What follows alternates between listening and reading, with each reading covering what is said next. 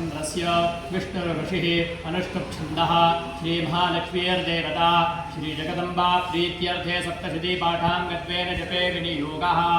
ॐ नमः चण्डिकायै।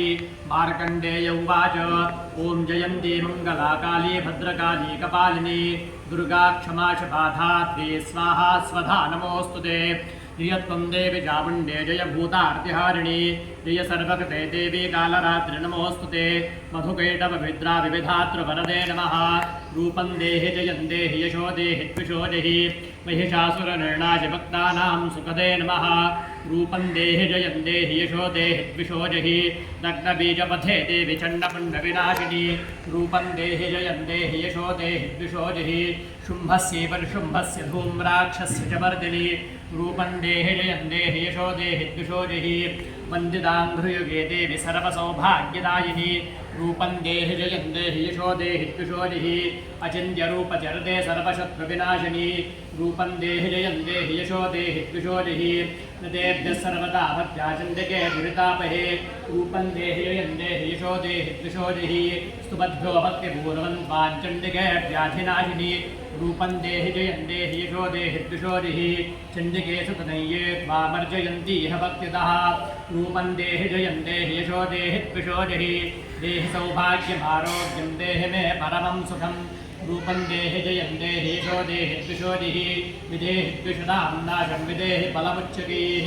रूपं देहि जयं देहि यशो देहि द्विषो जहि विदेहि देवि कल्याणं विदेहि परमाश्रियम्। रूपं देहि जयं देहि यशो देहि द्विषो जहि सुरासुरशिरो रत्ननिभृष्टचरणेऽम्बिके। रूपं देहि जयं देहि यशो देहि द्विषो जहि विद्यावन्तं यशस्वन्तं लक्ष्मीवन्तं जनं गुरु। रूपं देहि जयं देहि यशो देहि द्विषो जहि प्रचण्डदैत्यदर्पघ्ने चण्डिके प्रणताय मे।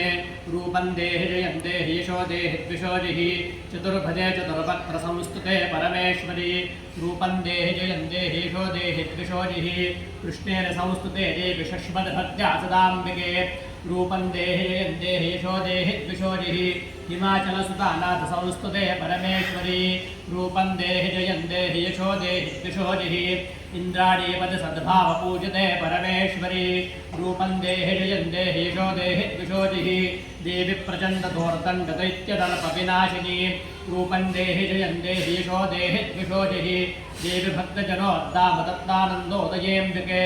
रूपं देहि जयं देहि यशो देहि द्विषो जहि पत्नीं मनोरमां देहि मनोवृत्तानुसारिणीं कारिणीं दुर्गसंसारसागरस्य कुलोद्भवाम्।